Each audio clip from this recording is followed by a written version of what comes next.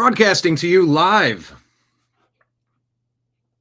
from the Orion spiral arm of the Milky Way galaxy, the solar system, planet Earth, North America, the United States of America, somewhere outside of Cleveland, Ohio, to be pseudo-specific.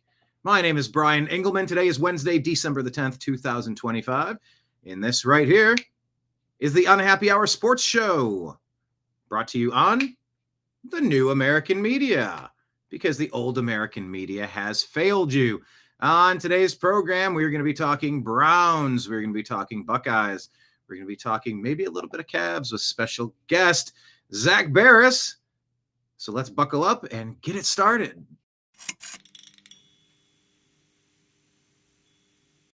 Hi, this is Eric Metcalf, and you're watching Unhappy Hour. Eric Metcalf. He's a real mensch, that guy. He's a real mensch, that guy. What a nice guy, Eric Metcalf. Met him in Los Angeles. Zak Baris. How's it going, Brian? Well, you know, it's going. We see all those reflog memes about, destroying your weekend, and it's like the side-by-side, and about how the Browns and the Buckeyes, like, well, at least we have the Buckeyes, and then it's like, how could this get any worse? Well, Ohio State, Indiana. So I guess maybe let's start on the positive note here. Good to have you with us. Zak has been a longtime friend of the show. Going back to the good old My days. first appearance was during the the Baron Davis trade. That was your very first show. And Baron I remember Davis getting on the air met us. talking about how valuable that pick could be, even though it was projected to go at number 8. It turned out to be our buddy Kyrie Irving.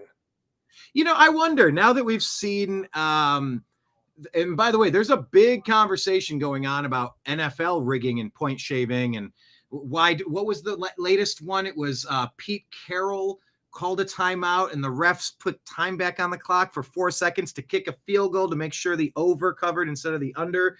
Cleveland baseball has 2 pitchers facing 60 years in prison for rigging games and gambling and whatever they're hitting them with. What's crazy about that, real quickly, you're talking about $12,000 for Emmanuel Clase. Edwin Diaz, Clase's got a year left on his deal. Edwin Diaz just got $23 million a year.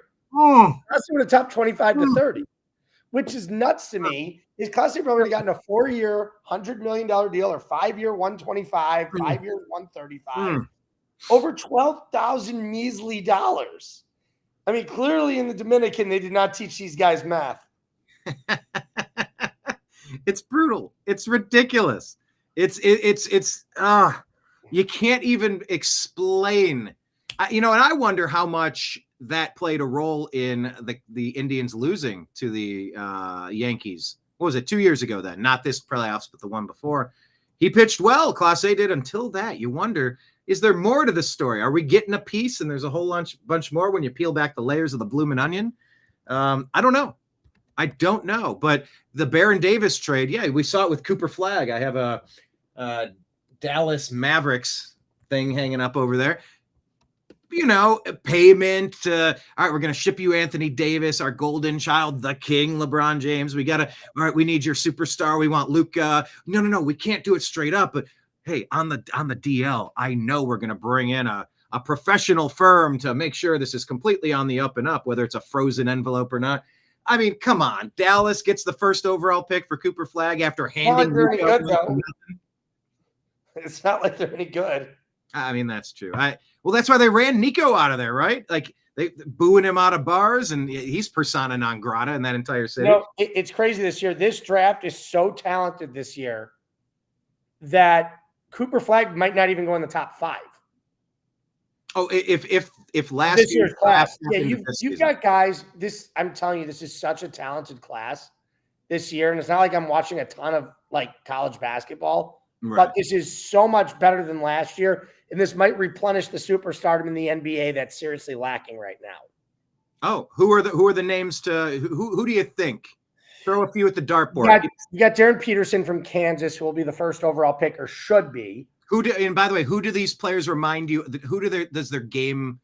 Well, you've got Cameron Boozer, who's way better version of his dad.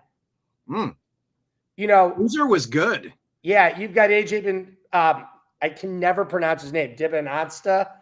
It's a good effort. From BYU, who's really good.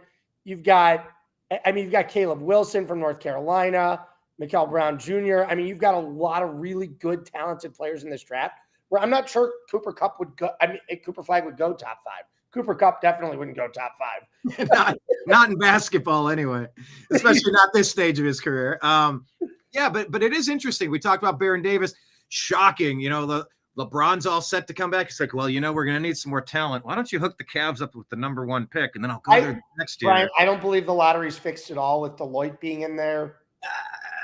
Yeah, because big institutions can't be corrupted. Brian, that one, I know people who were in the lottery, like who've been in that room. That is not, I'm telling you, the way it's done, it's a combination of pick. Like, there's no way that's rigged. Maybe the Knicks one for Patrick Ewing was, but there's no way that's rigged nowadays. None.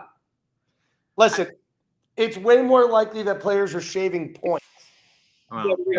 Let me just put it like that. Did you have any thoughts on the NFL? Because Stefanski's punting it from the 29-yard line. Pete Carroll's up by 2 touchdowns with under a minute left. That was more just, hey, listen, we don't want anything bad to happen. We're willing to have an 8-yard net punt. We're not giving the field goal blocked and having it returned. We're kicking this ball out of bounds. That's what it was. I'm not overthinking it. All right. Anything on the Pete Carroll one from this week, kicking the completely meaningless 3-point field goal at the end with 4 seconds, like just to ruin the over-under? It was. I have no clue. I mean, I wasn't watching it, but I heard about it, obviously. I mean, it's weird. It's weird. It is weird. I mean, there's so much going on with like the point shaving, the betting. And the problem is these players are doing it. What the crazy part is, if you're betting through a legal gambling system, okay? So if you're doing it through BetMGM, FanDuel, any of those, okay?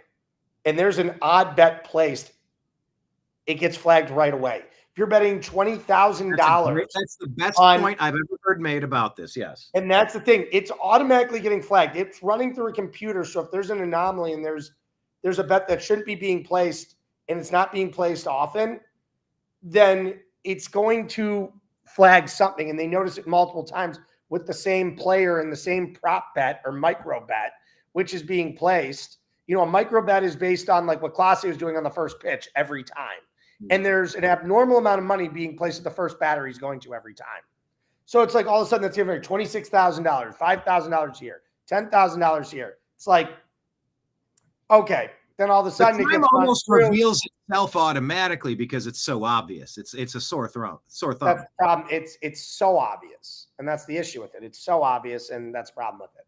So those get flagged every time. If this were the 1970s, 80s, 90s, before you could track every single bet coming through your phone, through your computer, and you're just going up to a random sports book once here and there, okay, it's probably not getting flagged. Yeah. You're making one $20,000 bet in Vegas at the MGM in 1995. Nobody gives a shit. Nobody's seeing it. Here, you can run down so quickly who placed the bet from what account. Is it the same person doing it? Let's flag this one. Then we go subpoena them, get their bank records. Why did they withdraw all this cash? Where did it go? Who did they send a Venmo payment to? Oh, it went to Emmanuel Classe. I mean, again, it is impossible in today's day and age not to leave a paper trail. Really is. Do you know the comedian Jeff Dye? No. He's really good. You should look him up. But he tells this story about how he had to rebuild his life. He got drunk. He crashed his car. And there it was. He drove a Tesla. He goes, how dumb was I? For me, all you have, it shows up in the court case, like you're getting charged with stuff. You got 13 angles. All it shows is you behind the wheel going. That's a problem too. It's like trying to run away, and you're on 13 doorbell ring cams, and it's like there's no pretending, no hiding from a crime. It's the same thing nowadays. How I tell people nowadays, we're never going to have, we're never going to have a John Wayne Gacy or a Ted Bundy again, because it's actually impossible to get away with killing 40, 50 plus people without being seen on camera. Your car's tracking you nowadays. Your phone. Look at Brian Koberger in Idaho. Numbnut shut off his phone. He was a criminology major. And Numbnut just shuts on his phone rather than just leaving it on at home. Drives around. His car's on camera all night. It's showing all night. And then they were able to trace the knife sheath that they found at the scene. Couldn't get the murder weapon. But dumbass bought it on Amazon. And they found it on his Amazon account. Like, at least go buy it at a house sale.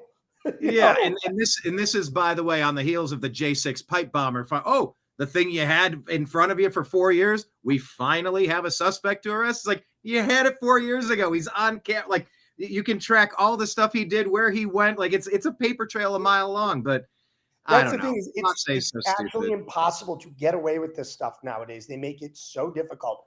I was explaining, I was driving the other night with my girlfriend. We're driving around, and she's like, with the technology in your car can track you. I go, you have one of these. Mm-hmm. It can track you. Also, Yep. I said, by the way, you see this utility pole right there? That is a traffic camera. It's not giving you a ticket, but then you can read your license plate. I go, all these cars have GPS. You go to look up something in your phone. They know where your map is. They know where you're going. I go, if you want to get away with it, go to AAA and get a trip tick. Only problem is they'll have you on camera at the counter. Well, and that's what your AAA membership. On the TNAM Daily Show, we've been covering the Cinnabon story. The lady got fired. She was getting harassed, or she was harassed. There's back and forth what's going on in that case. And I'm calling on Cinnabon online. Hey, Cinnabon, release your video. Release the full information of, was this lady getting harassed? She finally got sick of the shit and told him to suck it, flicked him off, and said a mean word. It's like, come on. You're telling me Cinnabon doesn't have their cashier, the register on camera? Of course they do. Release it. Everyone does nowadays. Everything's on camera nowadays. It's like, like one time I was dealing with something and they're like, well, we don't know who broke into your car. And I go, there's a camera right here. I think that recorded it. I could tell exactly who it was. And we know exactly who did it because they pulled it out of another car and there's their license plate. So trace the license plate and let's go. It's not that difficult. It's almost impossible to get away with this stuff. They care. But that's if they're competent, because there's a lot of incompetence. That's if they care. That's if they're not covering up for something else. Like, there's many layers. Right. It's like another thing. I wear an Oura ring. Like, it's traceable. The thing has your location. This little ring tracks your location. Thanks for reminding me. It knows when I went on a run downtown. It knows exactly where I'm at. That's the whole thing too.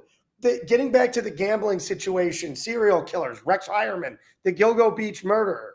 They caught him off of a fucking pizza slice, off of a pizza crust in the trash. Then they traced it. Dude did everything with a burner cell phone. Everybody knows the rules. One crime. Everybody knows the rules. Yeah. And they traced the guy with his burner phone back into Walmart where he's buying the phone.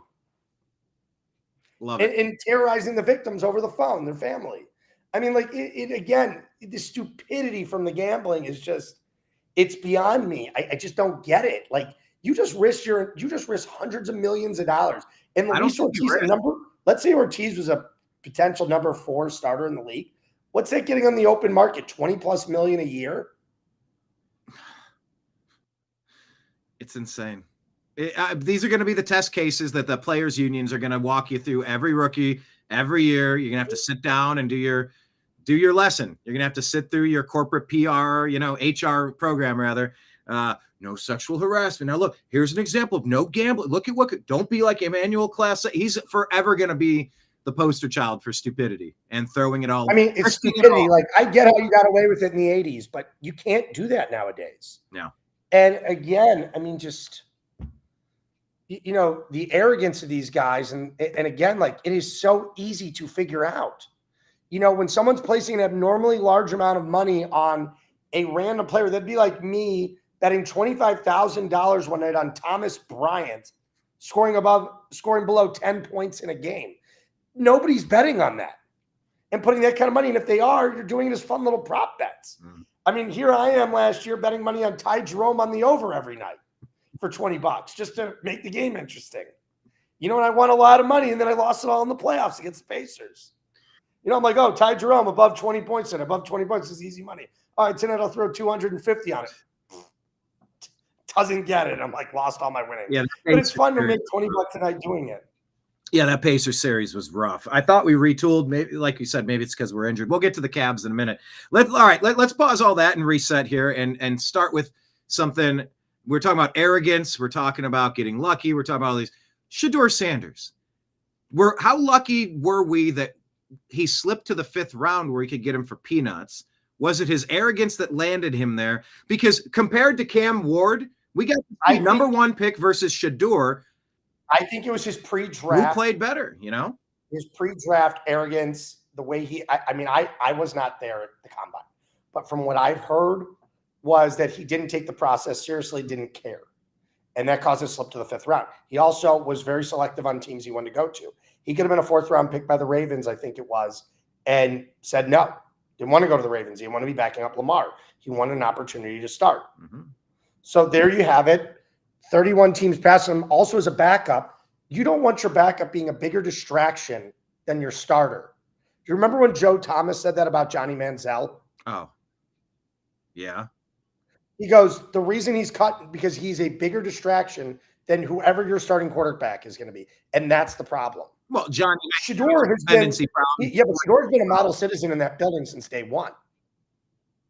He did a very good job last summer, handling the reins. Had a really good preseason game and was horrible against the Rams. The Browns went with Gabriel, which I believe was Stefanski's pick, who Stefanski really liked in the 3rd round, and just proved that Gabriel's not even a viable backup in the NFL. Maybe he is. He looked good against the Vikings, but man, he looks rough. Okay. He looks very, very He looks rough. either terrified or coached out of or incapable of throwing downfield. Terrified, coached out of, or incapable. Those are not, he wasn't awful making stupid mistakes per se. He wasn't doing the He just doesn't have the talent. Like, he's one of those guys where if you trade him the Dolphins tomorrow, okay, in Mike McDaniel's offense behind Tua, with the offense they run and the talent they have, he might be a fit as a backup quarterback. I can believe that. He reminds me of a smaller, crappier version of Tua. Sanders has a bigger arm. It's more accurate. Sanders' issue has always been he spends too much time in the pocket and doesn't know when to get rid of the football. He even did it on Sunday a couple times, but I got to tell you, I walked away from the Raiders game being very impressed. 49ers game, that was a tough one. Just our special teams didn't do us any favors. That's a broken record. Why won't we get rid of Bubba Ventrone? Separate issue, but I've been asking that every game. So, that's a story for another day. But you look at Shedeur last week, calm, composed in the pocket, was able to hit Harold Fannin a bunch of times. Jerry Jeudy was catching the football. He made some really nice throws. I was impressed. And on a blind test, if you asked me who the first pick in the draft was, I would tell you it's Shedeur Sanders, not Cam Ward. Yeah. Now, the other thing is this is why I'm really hoping Shedeur's the answer. You have 4 games left against 3 very, very strong opponents. And that's going to Chicago this weekend, playing a -20 wind chill. Ooh, that's what. Then come home against Buffalo. You are at home against Pittsburgh, and then on the road, I believe, against Cincinnati, if I'm not mistaken. If you're the Browns and Shedeur looks like the answer, and let's just say you win 1 out of the 4. Doesn't matter. Well, I think but his personal performance is way more important than the overall. That's special teams defense, of course, but Sunday's performance is exactly what you wanted out of the Browns. Get the loss. You wanted Shedeur to look good. You wanted the special teams to suck and lose on some boneheaded play called by Kevin Stefanski. By the way, that boneheaded call, that was an easy touchdown if Quinshawn pitches the ball. He was a wide open lane. I know. And Quinshawn got lost. He's a lefty. And 2 quick points. Stefanski fell on the sword when he was asked about it at the press conference. He goes, look, wasn't the sword every week. I know he sucks at press conference, but he goes, I'm not going to get into that. But he was defending Quinshawn. He didn't want to go, yeah, the dummy didn't throw the ball. It was a wide open touch. I'm not going to get, but like when I rewatched, I go, oh God, it was actually a good play call, just shitty execution. But I'm not a fan of the 2-point conversion anyway. Just kick the extra point. I don't like these analytics overthinking common sense. Down by 14. That's the problem with Stefanski. I noticed with this team, there's a lot of overthinking. Yeah. They overthink a lot of decisions. But let's go back to Shedeur Sanders real quick. Go back to Shedeur. The second point I was going to make there is, do we give Stefanski any credit for Shedeur succeeding? But go ahead on Shedeur. I think you do if he does look good, because again, the Browns were right to sit him at the beginning of the year. Probably were. You need to get his footwork straightened out and his pocket presence. You didn't want to just throw him to the wolves right away. I even said if you would have taken him at number 2 overall, I would have still done the same thing. I would have still sat. Yeah, get him ready. Because that's what needs to be done. You don't always just want to throw a rookie in the fire without the talent. Look how bad Flacco looked in Cleveland. Look how good he looked in Cincinnati this year.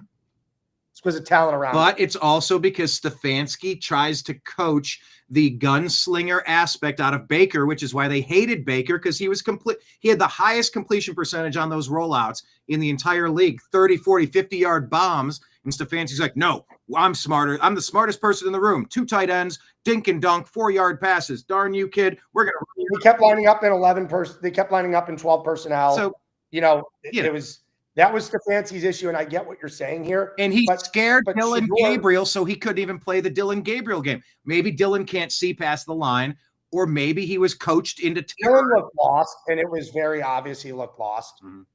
Shedeur looks like he could be a real quarterback out there. And take a look at this draft. If Shedeur looks good the next 4 weeks, okay, let's take a look at this. Yes. You traded down from 2 to 5. You got Mason Graham. Mm-hmm. Okay. Graham looks like a star. And Graham has helped Myles Garrett have a potential record-breaking season. Graham looks like a star. He's also made Isaiah McGuire looks phenomenal. Alex Wright looks phenomenal. Malik Collins looked like the best defensive tackle in the league before he tore his Achilles. Shelby Harris looks phenomenal. Mm-hmm. Their whole defensive line looks phenomenal. Yeah. Okay. Devin Bush is having one of the best seasons I've ever seen from a middle linebacker. Okay. Which was a great pickup. And Carson Schlesinger is helping with that. Hold on. I'm not there yet. Get to Carson Schlesinger with the first pick of the second round. Stud. You use the Jaguar second round pick on Judkins. Stud. Harold Fannin, third round. Stud. Gabriel, probably a bust, okay? Let's go to the next pick. I believe it was you had Harold Fannin, Gabriel. Then you had Shedeur. And Dylan. Oh, you had Dylan Sampson and then Shedeur. I didn't understand the Dylan Gabriel. I love the Sampson pick. You had to get a second running back in the. And by the way, he is explosive. I loved him at Tennessee. I would have taken him in the second round. I love Sampson so much. Just go back and rewatch his film. He's so explosive. Well, I'm not you got Sampson for Shedeur. I mean, it went for a touch. The guy was shot out of a rocket like a slingshot. He's like shot out of a cannon. The guy runs like a 4.2. So you get him, and then you get Shedeur. And if Shedeur is your franchise quarterback in the 5th round, hypothetically, let's just say hypothetically he is. Right. Okay. You walk away with a quarterback, 2 running backs, a star tight end, a star defensive tackle, and a star off-ball linebacker. Oh, by the way, defensive rookie of the year, potential Pro Bowl middle linebacker Carson Schlesinger, by the way. So that's pretty impressive. I would say that. And you also picked up an extra first rounder, which you can use on like a guy like Caden Proctor. And the latest mock today from ESPN, it had the Browns taking Carnell Tate at 4 and Caden Proctor at 26. Yeah, it wouldn't load for me past 26 or 24 or something like it. Great. So I think I would suggest you get on the call with Spectrum. Actually, I used to be logged in as you on the ESPN, so I could get all like their fancy articles. I still have it. I just probably need to I need to give it back to you. Yeah, shoot me a text or something if you think about it. But yeah, so if you have an extra first round pick and you walk away, that first round pick might be 32 though. By the way, the damn Jaguars are playing. They're like 9-3. Let's just say right now it is where it is. It's at 26. Okay, and you take Caden Proctor and Carnell Tate. And let's just say you go out and you sign Tyler Linderbaum from the Ravens in free agency. If you walk in with, and again, maybe you draft another receiver in the early second round or another interior offensive lineman. You could realistically have 4 new starters on your O-line next year, add a receiver, do another one by trade, and really fix this and give Shedeur the tools that he needs, because it doesn't matter. If the Browns were to use 2 first-round picks, trade up for Fernando Mendoza, he's in the same predicament that Shedeur, Dylan Gabriel, and Flacco are now, where you have no weapons. No line to protect him and no wide receiver. But Shedeur makes Judy look like a number 1 receiver again. And I like Dante Moore as a prospect. Problem is, if you're coming to Cleveland and you're got complete crap around you, you're not going to succeed. Yeah. I'm sorry. Shedeur might be the guy that can get us out of there. And don't forget, you've got a quarterback on a rookie deal. Not a first-round quarterback on a rookie deal. You have a 5th-round quarterback on a rookie deal who signed super cheap. Yeah, that bothered. I thought about that yesterday, and I had this concern. Zach, what if he gets this? Well, I have more value than my 5th round. I want to renegotiate. I'm going to sit out. You can't do that yet. Can't do that. To tell Maurice Claret that he can't go into the NFL draft after 1 year. He tried it anyway. And didn't do it. You know, people have tell Colin Kaepernick he's not worthy of $50 million. It doesn't mean they're going to listen. Well, there's a reason why Colin Kaepernick's not That's playing. my point, but you can be delusional. And the Sanders I think Shedeur are a little, it behooves Shedeur to It play. would. Okay. I'm not really worried about him. So if you're looking at that, if I'm the Browns, I'm going, okay, listen, we're going to one more draft, and then 26, our cap comes back. We'll also have a little bit of cap room this year because of Watson's insurance policy. I believe it was roughly $3 million a week off the 16 weeks. I think max out at like $48 million. Plus, don't forget you got Greg Newsome off. Tyson Campbell has been a fantastic addition to this team. One more offseason, Browns should be competitive next year. That sounds like you trust Andrew Berry to make the decision. They were having the conversation, and I'm. This is a potentially all-time top 10, top 5 great draft class. Any team, any year, to get this many stud play. This, of course, if Sanders pans out, if Schlesinger continues, if Graham, fucking Harold Fannin is incredible for my alma mater, Bowling. I mean, you could go look back at the Drake May draft class from last year from the Patriots. One of the worst ever, but you got Drake May. That's all that matters. Fun fact: Drake you got never thrown for 300 yards. Shedeur did. I think I saw that stat. No, but I'm just saying last year the Patriots had an all-time bad class. I think Drake May is the only member of that class remaining. Oh, wow. Which is stunning. Yeah. But he's a top 3 quarterback in the NFL at this point. Give me 2 quarterbacks that are better than Drake May right now. Oh, right now. I don't think you can. I don't think you can. Stafford. He's that good. Stafford's great. He's Stafford and who else? Here. Yeah, Baker early. Now he's injured Baker. We've seen this Baker. But Baker's not better than Drake May. Don't even put him in the same Well, in the first 6 games of the year, he was leading for MVP. Then he blew out his shoulder again, and it's like, shit. But, where have we seen this before? Groundhog. Baker playing through an injury with 4 straight games less than 200 yards. Where have we seen this before? Yep. Yeah. Fact. Baker's problem every time. Yeah. And they were goading him into it in that game I was watching. They're like, Baker, what does it say about your ability to run into the defense and get those extra tough yards? Hey, can you go run the ball a lot and then put your head down and really take a bunch of hits? It was like they were really goading him into being a runner. Of course, it was because he was successful doing it the previous games. It leads to him putting his head down and being a tough guy. I'm a fan of Baker. I don't dislike Baker by any means. I love him. But Baker, I know you've got a boner for Baker. Listen, I don't put Baker as one of the top 5 quarterbacks in the league like you do. I think he's a very good quarterback. But do I think he's a Super Bowl? First 6, but not. Do I think he's a Super Bowl level quarterback? No, I don't. I always think he's one of those guys, get you into the playoffs, get you middle of the playoffs, is never going to sniff a Super Bowl. Maybe he will. I doubt it. Shedeur Brian, looks like he might be able to. Limited sample size, but Shedeur looks like he actually looks like an NFL quarterback comparing him to what we want. You can build around Sanders. Probably the problem is the Browns were depleted of draft picks for 3 full seasons because of the fucking Watson trade. Okay, yeah, the Watson trade crushed us, and it kept forcing us to trade down to pick up more picks. Yep. And again, what happens when you keep trading down from a 2nd round to a 3rd round pick? Less elite talent. Mm-hmm.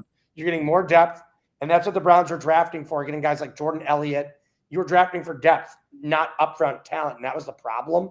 And then the cap room finally caught up with you at the quarterback, put you in a no-win situation. That's why the Browns had that 2-year window with Watson, and he was just terrible. And there's no reason not to have Watson on the roster next year unless he's a complete distraction. If he's not a complete distraction and Shedeur's you're going in there, keep Watson. It's not like we can really trade him in his contract. It's not like we have many other options. You can always cut him post June 1st, but why even do that? Wait another year. Let him rot on the bench for another year, and then you cut him. Yeah, and his last game against his last game was against the Ravens. That's crazy because that was a perfect second half. I mean, he brought us. No, that was not his last game. That's when he broke his clavicle. I'm confusing. He came back last year and he sucked. He did suck. He was really good in that Ravens game 2 years ago. We made the playoffs, and then he came back last year. It was complete dog shit, and then. He was complete dog shit, and then we went to Jameis Winston. Who put up 500 yards, by the way. I love Jameis, but Jameis is going to make some boneheaded plays, too. Oh, yeah. Absolutely. Well, it's not like Brett Favre didn't make boneheaded plays. It's not like Steve Young. Jameis is very similar. He's like a less talented Baker Mayfield. Jameis is going to make some very exciting plays. He's also going to make the most boneheaded plays. Baker does that, too, though. Baker makes some really boneheaded plays. Less interceptions this year, but yes, I do take your point. Okay, so the Browns, what else do we need to talk about with the Browns? I just definitely want to talk about the draft class. Want to talk You talk about the draft, and is Stefanski going to be back next season? That's the biggest question. I think it's best. Have we been able to now separate the chain links of Andrew Berry and Kevin Stefanski? It used to be a package deal, but now I don't think it's so much of a package deal. If the Browns can find what they want in a new coach in Stefanski, I think Stefanski just needs a fresh start with another. Well, people are wondering Signetti and Mendoza. Bring him. Signetti ain't coming to Cleveland. He just signed a massive extension in Indiana. There's no reason for him to leave. Indiana's got a massive NIL fund. No reason for him to leave. Unless he's got that desire to be an NFL coach. Pride. I mean, if he wins the national championship, maybe. But again, still got a lot. Quarterback to the NFL. You go, oh, at least I have a story. You know, he could write his. I just don't see him leaving. I don't. And that might be the case. I was just throwing it out there. He's taken arguably historically one of the worst college football programs in history to 2 straight college football playoffs. Yeah. That is unbelievable. Yeah, it is. I mean, if we're done on the Browns, we can pivot to the Buckeyes. Yeah, and we'll pivot to the Buckeyes. I mean, I walked into last week's game. Like last year when Ohio State lost to Michigan, I was furious. Who did we lose to? Oh, I thought you said that team up north. You didn't use their name, did you? I did last year. And this year,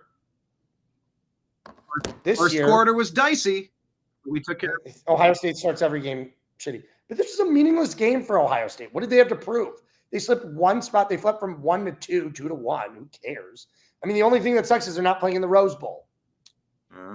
Now, what's interesting is that, well, maybe it was going to be the case. No, it wouldn't have been the case either way. If Indiana lost, I wonder, would they have slipped past 2? Would any of those other teams jump them, or you think they would have just been 1-2? Nope, Indiana would have been a 2. Because then it's like 1 and 2 play each other on the opposite sides of the bracket. So would it have made a difference if we would have had to play Indiana had they slipped to 3 or 4? Regardless, they wanted it. Indiana would have been 2. It was going in 1-2. Unless Ohio State would have won by 49-0 or Indiana would have won 49-0, that's where Ohio State would have dropped to 3 or 4. What was that Wisconsin game? Was that Dwayne Haskins, the Wisconsin Big Ten? That was Cardale Jones. Yeah, that was incredible. Yeah, that's an ass whooping there. But look, the Buckeyes, we had that first down inside the 10-yard. I think it was around the 5, and then they replayed it, and his knee went down a little bit short. I mean, we were going to punch something in there, if not a field goal. We missed a field goal. All right. Day coach scared again, though. Day coach scared. You look at all the games where he's coach scared and kicked the field goal. Oregon last season. Michigan last season. Indiana this season. When Day loses his aggression, they lose. Kicking on a 4th and inches. At 3rd and 1, run the ball twice with Bo Jackson. Throw in Lincoln clean holes. Have him run it. You were going to get the first down. And why are you going to tie it with 2 minutes left when Mendoza's arm is phenomenal? No. You have to score a touchdown in that situation, take the lead. You want the 4-point lead. Why are you trying to tie the game up? So Indiana can move the ball 30 yards downfield on Mendoza's arm? But you're supposed to look at the historically great Buckeyes defense and say, good luck. Nobody's moving. Oh, can I give credit real quick where it's due? Indiana's front 7 and their front 4. Wow. They were in Julian Saint's face all night. Indiana's defense was as good of a defensive I've ever seen. I mean, you got to understand, Ohio State has a first-round pick, Jeremiah Smith, Carnell Tate. Bo Jackson will be an eventual first or second rounder. You have multiple first-rounders on that offensive line. Max Clare, the tight end, will be a second-rounder. Julian Saint, probably in 2 years, will be the first overall pick. What Indiana did there was unbelievable. It was. Really unbelievable. You know, I kept getting the feeling that Bo Jackson was about to break one, and you'd see on the replay, like somebody reached out an arm and swatted it, and it just barely. There's a lot of holding calls by the Big Ten refs. We're not calling anything. Oh, the holding calls were a ton of holding calls all night. Didn't call them, and every time Ohio State got to the quarterback, every time Caden Curry's getting there, tackled. Yeah. Oh, Caden. Who's Ohio State's first-round opponent on that? Here, we'll get to that in 1 second. But what about Caden Curry? That very first play against Mendoza, knocking him down. You know what happened to me? I stood up and yelled, "No!" I'm a Buckeye fan. We got another Mendoza brother, but I didn't want to see him out. I was like, "No, you want to see a clean game." No. I was like, "Oh, that's brutal," and he came back a play later, and his brother came in. Yeah. It showed a little bit. Which I actually thought was pretty cool. I didn't realize Alberto was His brother was the backup there. I had no clue. Yeah, I saw that earlier in the season. I watched them swap out. I'm like, what is this? That's weird. And it's also cool. Yeah, I wish I could have played with my brother. We were like 1 year apart. That would have been crazy. That was really cool. I'm going to give it to him. That was really, really cool. But again, Ohio State, they lost a meaningless football game is how you have to look at it. The only thing it did was ruin their perfect season. Yeah. But do I think Indiana could beat Ohio State twice? I think Ohio State played the crappiest game possible. I don't think Indiana played great either, but I think their defense played great, but I think Ohio State played their worst game possible. It was not our best effort. No, it was not. Yeah, Ohio State looked bad. Well, let's take a look here.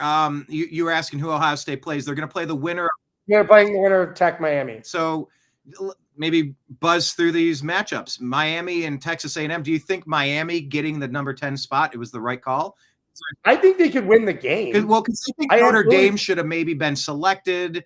Okay, let me just put it this way. How do we sort that out? Okay, the selection process was so stupid. How do you leave Notre Dame out in 2? With TV rights, you think anybody's going to watch James Madison at Oregon? Oregon's going to curb stomp them. It'll be 40-0. That feels that. Okay, I want to see the most competitive football. I don't give a shit if a mid-major like Tulane or James Madison's in. I want to see the top 12 teams in the country. Yeah. I would have preferred to see Vanderbilt. Listen, my dad's a Tulane alum. I've had a lot of family go to Tulane. I think it's very cool. But they got kicked by Ole Miss by 30 points earlier in the year. And I think lost to Houston. Like, it's not like Tulane has a great resume. You know you're not going to see them there in the finals. So you would have gone Notre Dame there, maybe. Absolutely. It's not that I'm a Notre Dame fan, because you know I'm not.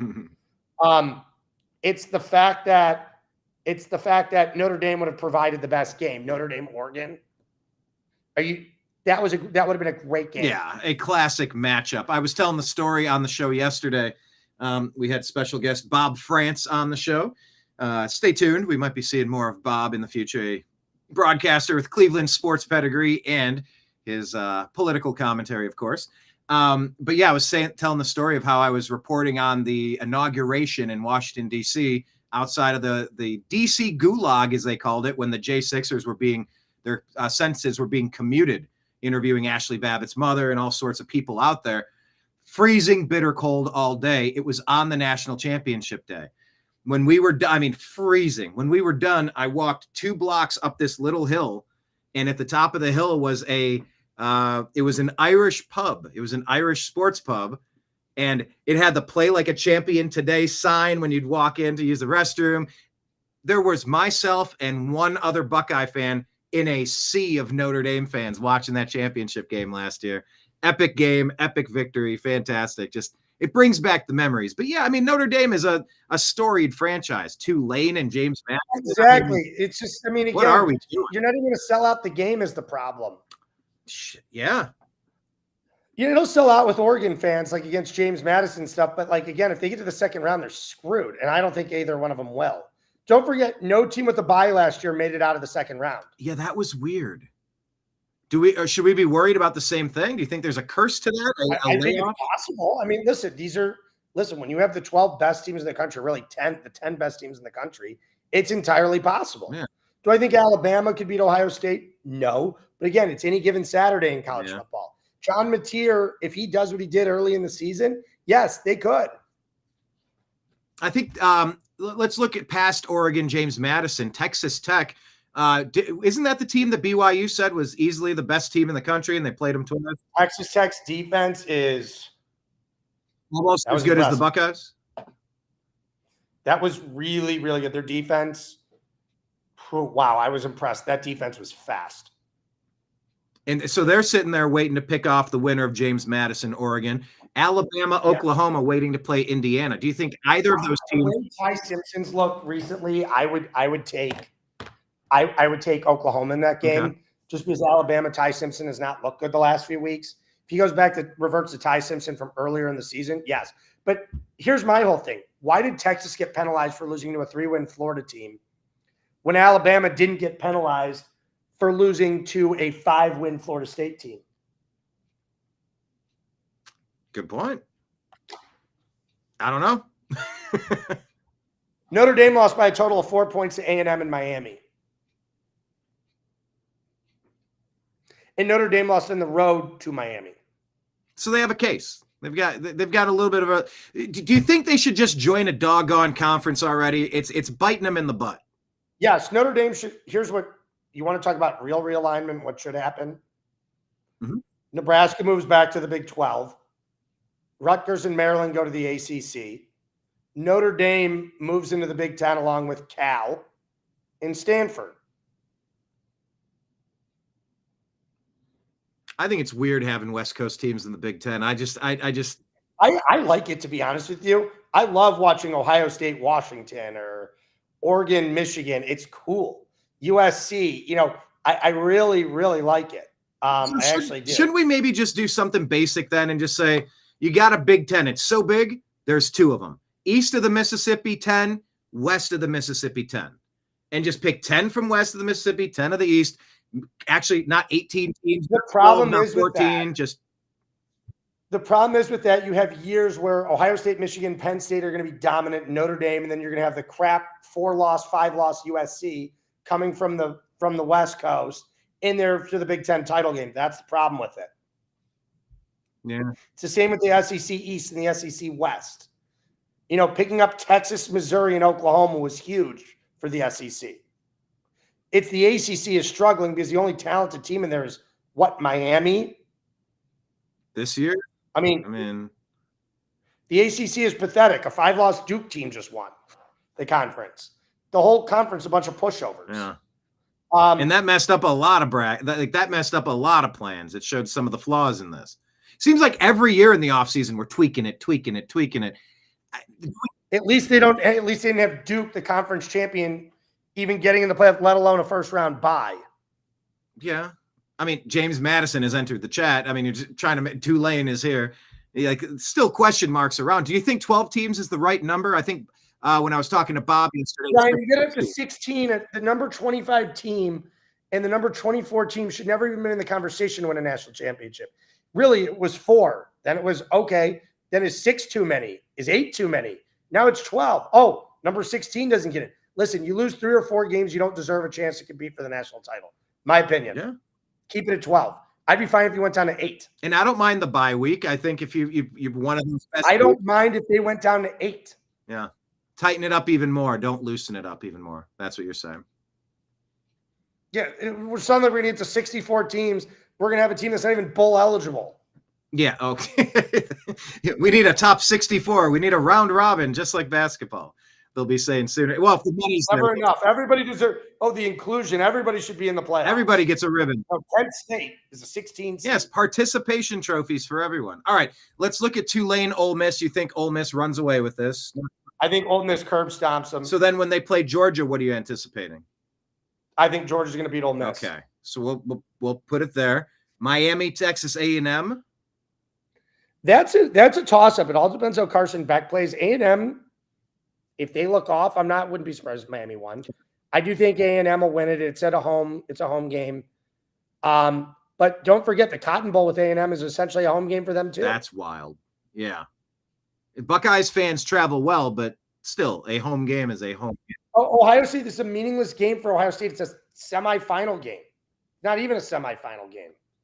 It's a quarterfinal. So it's not as big a deal as it will be to either of those 2 teams that show up. No, that's very true. So Texas A&M is probably going to be out. They're going to be outnumbering Ohio State fans 3-1. If you're an Ohio State fan, where are you spending your money, Brian? On every game. Are you going to every game? No, you're going to spend to go. Not me. I just expect everyone else to. It happened last year with Ohio State. Well, I think it happened in the Big House. They sold most of their tickets to Buckeye fans. That was unexpected. You got to understand. Last year, Ohio State was even outnumbered in the Rose Bowl. Okay. Then they went and they played, who was in the quarterfinal? They played in the semifinal. Oh, no, they played Texas. They were outnumbered in Texas fans. Mm-hmm. But Ohio State had more fans at the national championship game than Notre Dame.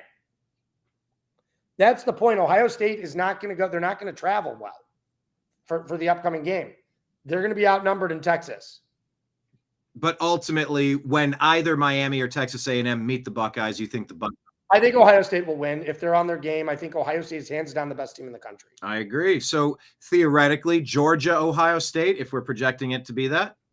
Ohio State over Georgia. Up here, you're thinking Indiana over Texas Tech then? Well, we're not even there yet. It's Oregon, Texas Tech. So you think Oregon over James Madison? I think Oregon's going to beat Texas Tech too. Okay. Dante Moore, you think the goodness of their offense is going to beat the goodness of the Tech defense? I still think Oregon has a good defense. Oregon's going to beat Texas Tech. Well, okay, so you think it's going to be Indiana, Oregon. And coming out of that? Ohio State, Georgia, yes.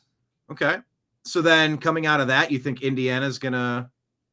I think it's going to be a rematch of Ohio State, Indiana. That feels likely. Sort of like the whole season was built upon that. Indiana, don't forget, Indiana beat Oregon on the road. Yeah. Indiana's pretty fucking good. I don't think people realize how good. It still feels so weird saying Indiana football. I was listening to a chat. Maybe it was on Ultimate Cleveland Sports Show. I don't recall where I was listening, or otherwise I'd attribute it. But they said if you squinted your eyes and just kind of blurred it out a little bit and you'd watch an Indiana team, it looked like a Bowling Green, a Miami of Ohio, some undersized players up against the big boys of the Buckeyes or Michigan or, something like that. But now if you squint your eyes, they look like they're the Buckeyes. They have the size, They have the speed, they have the talent. They're all over the field. They're great receivers. They're really good. So is that then a leveling, balancing set of roses, given the flowers to the NIL to kind of make teams more balanced across the league? I also think it affected other traditional powerhouses in the fact that we're like, okay, we don't have the money like these schools do. In Indiana, with a wealthy alumni base, and it's a big school, was able to come in, pay these guys to come in here, and Signetti, they're able to pay their coach $10.5–11 million a year to coach there. The old Indiana would have never done that. No, they haven't won the Big Ten since 1967, I believe. That's a long friggin' time. Yeah, I watched a game. I walked with Indiana. They looked good. What's that? My dad was in high school. Back when, way back when. You used to walk uphill both ways, right? Yes, walk uphill 20 miles each way. In the snow, of course. Yeah, well, look, I'm looking forward to it. Obviously, we're going to have some games to check out. We'll, fingers crossed, keep it posted. It is nice having the bye week. It's one less chance to roll. It didn't help any of those teams last year. All 4 teams that had a bye last year lost. Yes. Do you anticipate that being the anomaly, or do you anticipate the week off being the kryptonite? Well, again, don't forget it's 2 weeks off. 2 weeks off being the kryptonite. Okay, that's right. Well, it's not. There's a game. There's no football this weekend, is there? It's next weekend, isn't it? I think so. Yeah, I think so. Yeah, so it's 2 weeks off for these teams. Okay. 2 buys. That's a long time to be off. When you're 18, 19, 20. It's a long time to be locked in. All right, well, we'll see. We'll just have to see how it plays out. Clearly. Do you remember, again, real quickly, do you remember when Ohio State got clobbered by Florida in the national title game in 2007? And Ohio State, that was before the Big Ten had a conference game. So they were literally off from November 22nd all the way to the second week of January. That was tough. 6 weeks, 5 weeks, 7 weeks. Ugh. Well, Florida was off for a month, 3 weeks less, 4 weeks less. So Florida had played. It's not an excuse. Florida was better, but when you're not playing for a long time, you get stagnant. It's not always good. Well, Florida was better that day. I don't know. We had a really good team. The Buckeyes have had some great teams. You go look at that Florida team in the NFL, though. That Florida team was pretty they were good. I know. If you're going to lose, you might as well lose to some of the best. It takes some of the sting off. Unlike when we watched them against Clemson and over the past 5-8 years specifically, getting close. And what was that? Georgia missing the field goal? No, come on. You got to make the field goal. Why is this becoming a trend for the Buckeyes? All of Jay's bad decisions always come down to missed field goals. So just go for it. Notice that? Just grow the balls. He's got to hang out with the Lions coach. He's got to learn how to just go for it every time. Yes, Dan Campbell. All right, let's bounce over from this. We're going to watch the playoffs as it rolls through, of course, talking with Zak Baris here. I guess let's maybe wrap up. I don't know anything else we want to talk about in the world of sports other than I think we're good. the Cavaliers. Just to touch on the Cavs. Let me dive into this real quick with the Cavs, and this is very Yeah. quick. I do believe this year's Cavs option is they're not shooting the three well. You have your two best three-point shooters are out. Your two best floor spacers, Max Strus and Sam Merrill. And what are those injuries again, and when do we expect them back? Strus is coming back in maybe 2 weeks. Merrill should be back shortly too. Okay. But that's why I think they're struggling. Mobley's not shooting the three well. Lonzo Ball, which we all knew wasn't going to shoot the three well. But Lonzo is there for defensive purposes. That's why he's in Cleveland. He's there because Ty Jerome couldn't play bully ball in the playoffs and got clobbered against Indiana. That's why Jerome's gone and Merrill's still here. I do believe that the Cleveland will be just fine once those guys come back. Just fine. Just fine. Listen, are they going to win 75 games like the Thunder might this season? Because they're just that good, and they're going to have 2 lottery picks. How did they do it? How did they do it all right? Sam Presti, baby. Very impressive for Presti. Impressive Presti. That's a good nickname. Does anyone call him that? Impressive Presti? I don't know. And also one of my favorite bakeries in Little Italy. Is that the one that you took Paul Brown? I did. I took Paul to Presti. I saw your story. I took Paul Brown to Alpatati first to try the sandwich. And then we went to I took him to Presti's. I got him a cannoli. I was like in the raspberry Linzers and the apricot Linzers. I made him try. But yeah, we had a good time out here. I took him on the field before the Browns game a couple weeks ago. Paul's a true gentleman. We had a great time in London together. Unfortunately, we didn't get to meet up in New York. He was in Brooklyn. I was in Manhattan. But when he was in Cleveland, we got to hang out. So took him to Little Italy, showed him the East Side a little bit. Yes. Showed him the Cedar Fairmount area. We had a great time. Yeah, that is great. We ended up in the position meeting up with him and getting him it was maybe the closest I've ever been. I had front row tickets for a meaningless Jeff Driscoll-led Browns game against the Cincinnati Bengals. Yeah, we were on the field. We were on the field pregame, so I took him on the field. And you know what's cool too is Paul gets on the field. He goes, "Here," hands me a stick of beef. Oh, the Joe Thomas's Hall of Fame beef. So I connect with Joe in London. He was on our trip in London with us. We flew directly on the Browns plane. So Joe, Gary Barnidge were on our flight. The front office, like ownership, we were on that flight. And so it was really cool. So I was talking with Joe and he's talking to us about Hall of Fame beef. It is fantastic. So I was going to order a bunch of stuff this week, like some Wagyu steaks and some burgers and stuff. But yeah, Paul got me hooked on those basically like Slim Jim sticks. Yeah. They're so good, the Wagyu sticks. Yeah, I even just like the ones you grab from Trader Joe's. I'm a big fan. These are off the charts. These were so good. I can't wait to try them. Yeah, get them with some pub cheese or some pimento. Chef's kiss. Delicious. Chef's kiss. All right. And shout out to Joe. He's just as good of a butcher as he was a football player. If that tells you something. As good of a butcher as he was a blocker. The Butcher's Block. Ooh, the Butcher's Block. That's a name that he needs to use somehow in something. Hall of Fame beef. Butcher's Block. All right. Left tackle Joe Thomas. Unsolicited. He's not a sponsor of the show yet, but go out and check out. But I just have to tell you, if anybody's in the need for a holiday gift, go for it. It's that good. All right. It comes as highly recommended as Zach has recommended anything. All right. Any final odds and ends today for you, Zach, in the world of sports? Anything else catch your interest? No, again, the Cleveland Indians / Guardians doing nothing in free agency, which was to be expected. Pete Alonso signed a 5-year deal with the Orioles today. Our big signing again will be Austin Hedges. Shit.